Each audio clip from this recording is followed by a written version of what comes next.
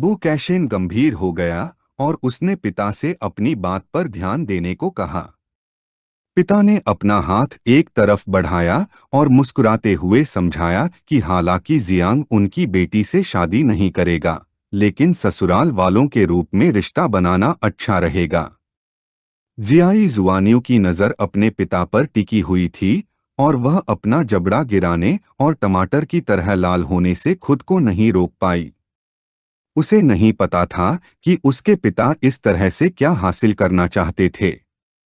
वह क्रोधित हो गई, अपने पिता से दूर चली गई और गुस्से से भरे भाव से पूछा कि क्या वह उसे शादी के लिए मजबूर कर रहे हैं, यह समझाते हुए कि वह सहमत नहीं है। अगर पिता किसी की शादी करवाना चाहते हैं तो वह जियांग से शादी कर सकते हैं। पिता शांत रहे और एक शांत मुस्कान के साथ समझाया कि भावनाओं को विकसित किया जा सकता है। युवा लोग पहले शादी करने और बाद में प्यार करने के विचार में बहुत ज्यादा नहीं थे। जियाई जुआनियों ने अपना मन नहीं बदला। उसने पिता की तरफ पीठ की और दरवाजे की ओर बढ़ने लगी। वह इतनी क्रोधित थी कि वह अब उससे बात करना जारी नहीं रखना चाहती थी। पिता की आंखें उलझन और चिंता से भर गईं। उसने अपनी बेटी की ओर हाथ बढ़ाया और उसे रोकने की कोशिश की।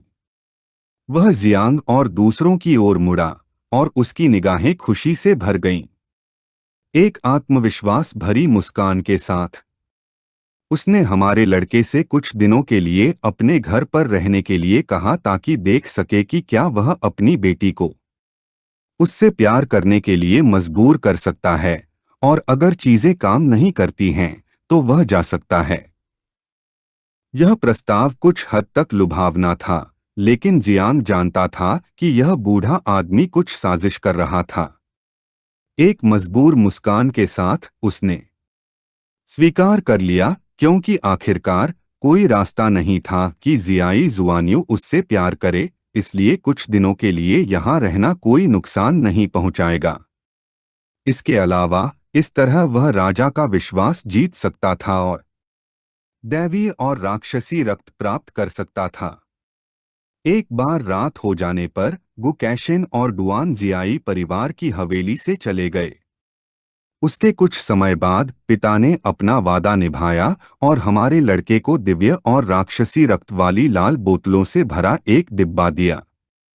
इस रक्त में अपार शक्ति थी, इसे पीने से यह एक साधारण व्यक्ति को एक पल में राजा के बराबर साधना स्तर प्रदान कर सकता था। लेकिन हर चीज की तरह इसकी भी एक कीमत थी, और इस मामले में यह शरीर का विस्फोट था और आत्मा का कुल विनाश। जब पिता ने हमारे लड़के को रक्त दिया तो उसने समझाया कि इसमें एक भयानक इच्छा शक्ति है और उसे बहुत सावधान रहने के लिए कहा। जवाब में उसने मुस्कुराते हुए उसे धन्यवाद दिया। जियांग ने रक्त की बोतलों को देखना शुरू किया और मुस्कुराए बिना नहीं रह सका और जाओ जियाई को प्रकट होने का आदेश दिया। कुछ ही देर बाद जाओ जियाई, जो कुछ उदास था, प्रकट हुआ और अभिवादन के रूप में जियांग के सामने अपना सिर नीचे किया और उसके शरीर से एक शक्तिशाली लाल ऊर्जा निकलने लगी। यह देखकर जियांग कुछ उलझन में पड़ गया और उसने लड़के से पूछा कि वह इतना उदास क्यों है। उदास भाव के साथ उसने समझाया कि नन्ही नाइन उसे पसंद नहीं करती और वह उसे कीड़ों के घोंसले से बाहर निकालना चाहती थी। जियांग ने अपना हाथ उसकी ओर बढ़ाया और एक मजबूर मुस्कान के साथ उसे सांत्वना देने की कोशिश की, यह पूछकर कि क्या उसने उसे मारा है। जाओ जियाई ने अपना सिर दूसरी ओर घुमाया और कहा नहीं, वह एक कीट महिला से लड़ना नहीं चाहता था क्योंकि वह उसका मुकाबला नहीं कर सकती थी, और इस कारण से उसने जितनी जल्दी हो सके घोंसला छोड़ दिया था। जियांग यह देखकर और भी भ्रमित हो गया कि वह इस तरह बोल रहा था जैसे कि वह उससे ज्यादा ताकतवर हो। उसे यह भी नहीं पता था कि जाओ जियाई का रवैया इतना अजीब क्यों था, यह देखते हुए कि यह माना जाता था कि वह अनंत नरक से एक भयानक अस्तित्व था। लेकिन जियांग ने बच्चों के मामलों को बच्चों पर छोड़ने का फैसला किया क्योंकि उनके लिए खुद ही चीजों को हल करना बेहतर था।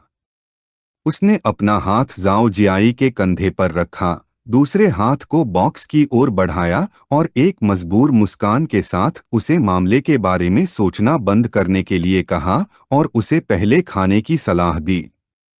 उदास भाव के साथ जाओ जियाई ने एक समझ के साथ जवाब दिया।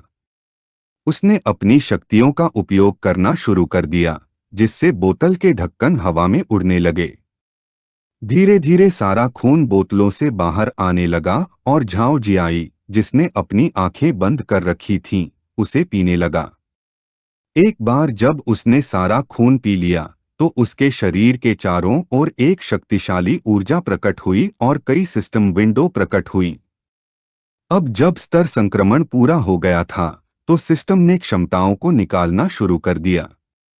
जियांग ने अपनी मुट्ठी बंद कर ली, इसे देखना शुरू कर दिया और मुस्कुराए बिना नहीं रह सका। यह देखने के लिए एक जुआ था कि क्या वह एक अच्छी क्षमता प्राप्त कर सकता है। वह नरक की भट्टी प्राप्त करने की उम्मीद कर रहा था। जियांग को उसके अवचेतन में टेलीपोर्ट किया गया, जहां उसके शरीर से एक शक्तिशाली ऊर्जा निकलने लगी।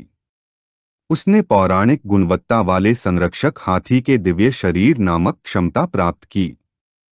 यह एक विशेष दिव्य संविधान प्रकार की क्षमता थी। मानव शरीर 840 मिलियन छोटे कणों से बना था और प्रत्येक में एक विशाल हाथी की ताकत थी। यदि सभी कण जागृत हो जाएं, तो इसकी तुलना एक दिव्य हाथी से की जा सकती है, जो समुद्र और नदियों को हिला सकता है, सितारों के गिरने तक दहाड़ सकता है, चांद तक पहुंच सकता है और एक पल में सूरज को निगल सकता है। लाल भृंग आदिम कणों में बदल सकता है। जियांग के शरीर में खुद को एकीकृत कर लिया। जियांग ने अपना हाथ खोला, अपनी हथेली को देखना शुरू किया और उसकी आंखें आश्चर्य और भ्रम से भर गईं क्योंकि उसे नहीं पता था कि संरक्षक हाथी का दिव्य शरीर नरक भट्टी क्षमता का उन्नत संस्करण था। जियांग के शरीर ने जायू जी के समान ऊर्जा उत्सर्जित करना शुरू कर दिया। उसने अपनी मुट्ठियां भींच लीं और मुस्कुराने से खुद को रोक नहीं पाया क्योंकि अब उसके शरीर में शक्ति बहुत मजबूत थी और अगर इन दिनों में वह 2 पीढ़ियों के कीड़े पैदा कर सकता है तो वह जियांग वुशुआंग की ताकत से मुकाबला कर पाएगा। लेकिन सबसे प्रभावशाली बात यह थी कि जायू जी भी उसके साथ विलीन हो सकता था। न केवल उसकी ताकत बढ़ाता था बल्कि इसका मतलब यह भी था कि उसे अब कीटों के घोंसले में लिटिल नाइन से लड़ना नहीं पड़ेगा। कुछ ऐसा जो स्थिति के लिए बिल्कुल सही था। जायू जी ने सब कुछ सुना, खुद को प्रकट किया और अपने पिता से कहा कि वह भूखा था और कुछ दिव्य या राक्षसी मांस खाना चाहता था। उसकी आवाज सुनकर जियांग अपनी समाधि से बाहर आया, उसे देखने लगा और सतर्कता और भ्रम की स्थिति में आने से खुद को रोक नहीं सका। उसे नहीं पता था कि जायू जी अचानक इस तरह क्यों बोलने लगे थे, जिस पर जायू जी ने जवाब दिया कि उन्होंने इसे लिटिल नाइन से सीखा था क्योंकि वह चाहते थे कि वह उन्हें भाई के रूप में स्वीकार करे। उसी समय पहाड़ों में किसी सुदूर स्थान पर जियांगन के प्राचीन पवित्र देवता के पंथ का मंदिर था। अंदर कई नकाबपोश आदमी थे जो एक सिंहासन पर बैठे एक अन्य व्यक्ति के सामने कतार में खड़े थे। नेता ने अपने अधीनस्थों से पूछा कि क्या उनके पास कोई नई जानकारी है। पुरुषों में से एक ने जवाब दिया कि जियांगन युद्ध जिले के जियांग चेन ने दिव्य तलवार का उपयोग करना सीखा था और 4 चालें भी विकसित की थीं। अंतिम चाल को ग्रेट दांव कहा जाता था जो दिव्य स्तर की हो सकती थी। एक अन्य व्यक्ति ने बताया कि जियांग और महान राज्य रक्षक जनरल जायू युआनचेन के बीच कुछ मामलों को छुपाया गया था और यहाँ तक कि उनके लोग भी आत्मखोज के माध्यम से थोड़ी सी भी जानकारी प्राप्त करने में सक्षम नहीं थे। इसके अलावा वे खुद जवाबी हमले के कारण मर गए थे। नेता खड़ा हुआ और एक गंभीर अभिव्यक्ति के साथ इस निष्कर्ष पर पहुंचा कि महान सपने देखने वाला ही था जिसने यह काम किया था, यह महसूस करते हुए कि इस प्रकार के रहस्य की जांच करने की आवश्यकता नहीं थी। उसने अपने आदमियों को दाजी की प्रतिभाओं की शिकार सूची को समायोजित करने का आदेश दिया, शीर्ष 3 को अपरिवर्तित रखते हुए, और जियांग चेन को चौथे स्थान पर रखा। नेता सिंहासन से नीचे उतर गया और छाया की ओर चलना शुरू कर दिया, सूची में शीर्ष 4 के लिए इनाम के स्तर को बढ़ाने का फैसला किया। जो कोई भी उनमें से किसी को मारने में कामयाब रहा, उसे प्राचीन देवता से शुद्धि प्राप्त होगी और वह सीधे 6 परिवर्तनों के एक तारकीय स्तर पर चढ़ जाएगा। उन्होंने सभी को याद दिलाया कि चर्च के दूसरे से 5वें रैंक के सदस्यों को ज्युलिंगकू ने मार डाला था। उसने तय किया कि अब समय आ गया है कि उठकर लड़ा जाए, क्योंकि प्राचीन देवता का चर्च बहुत समय से चुप था। मंदिर में कहीं दर्जनों आंखों वाला एक विशालकाय जानवर था। नेता उसके पास गया और अपने भगवान को उन्हें न छोड़ने और उन्हें एक दिव्य अवसर प्रदान करने के लिए धन्यवाद दिया। उसके अनुसार अब उनके प्राचीन देवताओं के लिए कुछ करने का समय आ गया था। पूरा स्थान मकड़ी के जाले से भरा हुआ था और जगह की तुलना में नेता एक साधारण मक्खी की तरह लग रहा था। उसने जमीन पर टकटकी लगाकर देखना शुरू किया और मकड़ी रानी का अभिवादन किया, खुद को प्राचीन देवताओं के चर्च की 7वीं सीट के रूप में पेश किया। आदमी ने खुलासा किया कि इस बार वह गठबंधन के बारे में बात करने आया था। मकड़ी रानी ने अपना तीखा पैर बढ़ाया और उसकी नजर आदमी पर टिकी हुई थी, जिससे उसे पता चल गया कि उसे मानवता पर भरोसा नहीं है। आदमी ने अपना हाथ अपनी छाती पर रखा, अपना सिर झुकाया और समझाया कि वे आम इंसानों से अलग हैं, क्योंकि हालांकि उनके पास अशुद्ध मानव शरीर थे, लेकिन उनकी आत्माएं पहले ही प्राचीन देवताओं के आलिंगन में पहुंच चुकी थीं। उन्होंने खुद को प्राचीन देवताओं के प्रेषित घोषित किया। मकड़ी रानी की ताकत रसातल में अनगिनत जातियों में शीर्ष 100 में से एक थी, और आदमी को यकीन था कि उसके पास उनके साथ मिलकर काम करने का आदेश था, क्योंकि उनके सभी उद्देश्य संरेखित थे। वह आदमी से थक गई और उसे मुद्दे पर आने के लिए कहा, क्योंकि वह बकवास नहीं सुनना चाहती थी। आदमी ने एक दुष्ट मुस्कान दिखाना शुरू कर दिया और उसकी आंखें उत्साह से भर गईं, जिससे पता चला कि नदी का दक्षिण खाली था। वह मकड़ी रानी को वहां आमंत्रित करना चाहता था जब विलक्षण प्रतियोगिता शुरू हुई, ताकि जानवरों की भीड़ को मुक्त किया जा सके और जियांगन शहर और क्यूजियांग को पूरी तरह से तबाह कर दिया जा सके। मकड़ी रानी पूरी तरह से उभरी। आदमी ने अपने हाथ बढ़ाए और उल्लेख किया कि इस बलिदान के साथ वे प्राचीन देवता के आगमन को बुलाएंगे, और उस समय मकड़ी रानी अपनी इच्छानुसार कोई भी अनुरोध कर सकती है। अगले दिन जियाई हवेली में जियाई जुआन्यू जियांग के कमरे में गई और दरवाजा खटखटाने लगी, उसे उठने के लिए कहा। उसे लगा कि हमारा लड़का अभी भी सो रहा है, लेकिन उसे आश्चर्य हुआ। जियांग ने दरवाजा खोला और एक दयालु मुस्कान दिखाने लगा। यह देखकर वह खुद को रोक नहीं पाई। कुछ उलझन में महसूस हुआ। वह टमाटर की तरह शर्माने लगी और गुस्से से भरी निगाहों से उससे पूछा कि वह कहाँ जाने की योजना बना रहा है। जियांग शांत रहा और एक शांत भाव के साथ पूछा कि क्या वह उसके साथ डेट पर नहीं जाना चाहती, यह सवाल करते हुए कि शायद वह उसके कमरे में प्रवेश करना चाहती है। यह सुनकर वह और भी क्रोधित हो गई। वह घबरा गई। उसने हमारे लड़के की तरफ पीठ कर ली और उससे कहा कि वह उसके साथ चले, क्योंकि उसके पिता को उससे कुछ कहना था। जियांग कुछ हद तक आश्चर्यचकित महसूस करने से खुद को रोक नहीं सका। उसी समय प्रशिक्षण क्षेत्र में पिता समुद्र तट पर एक लाउंजर पर लेटा हुआ था और उसके बगल में कई पुरुष थे। कई मिनट बाद उसकी बेटी और जियांग पहुंचे और यह देखकर पिता उत्साहित हो गए। पिता को आराम करने के राजा के रूप में जाना जाता था और जियांग ने सोचा कि पिता वास्तव में अपने नाम पर खरा उतरा, क्योंकि वह इतनी सुबह लेटा हुआ था। पिता ने कुछ लोगों की ओर हाथ बढ़ाया और बताया कि वे शहर के विलक्षण लोग हैं, और बताया कि कुछ ही दिनों में वे उसके दुश्मन बन जाएंगे।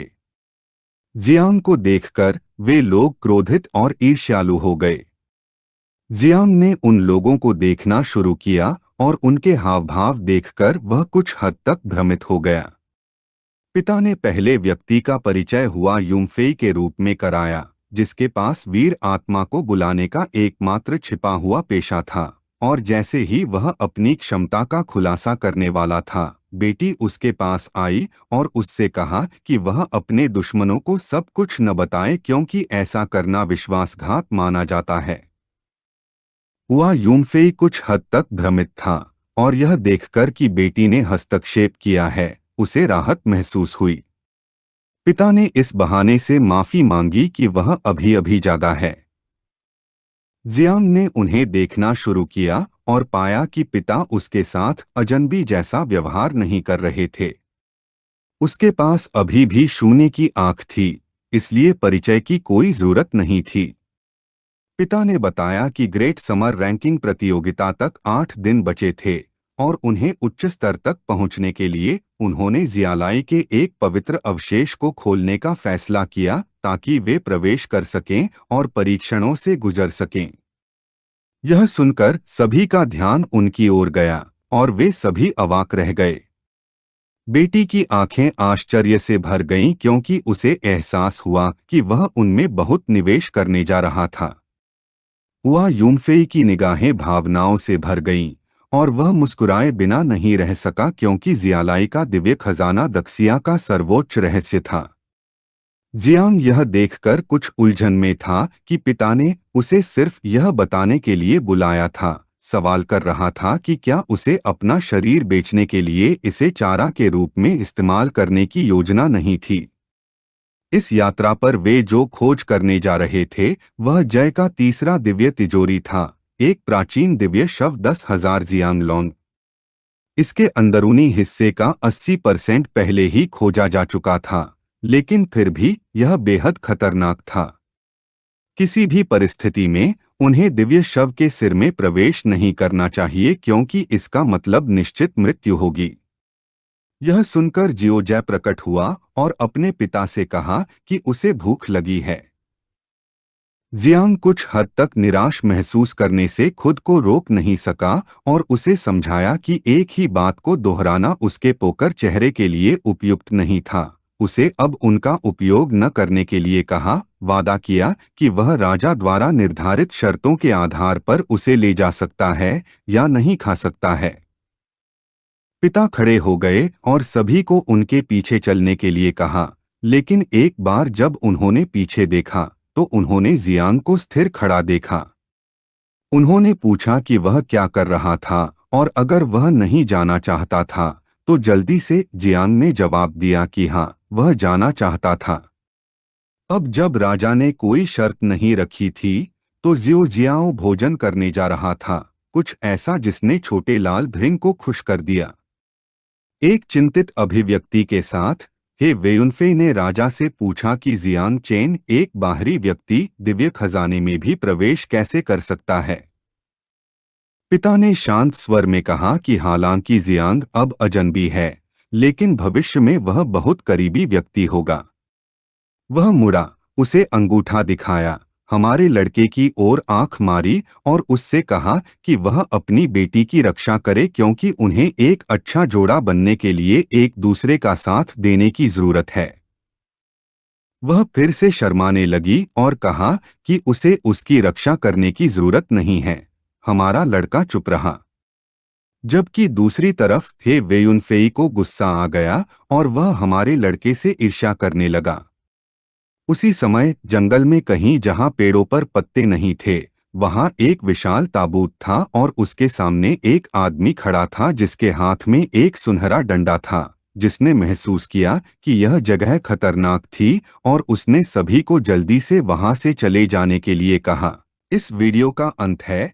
अगर आप लोग अगला भाग देखना चाहते हैं तो हमारे चैनल को सब्सक्राइब करें, वीडियो को शेयर करें और लाइक करें।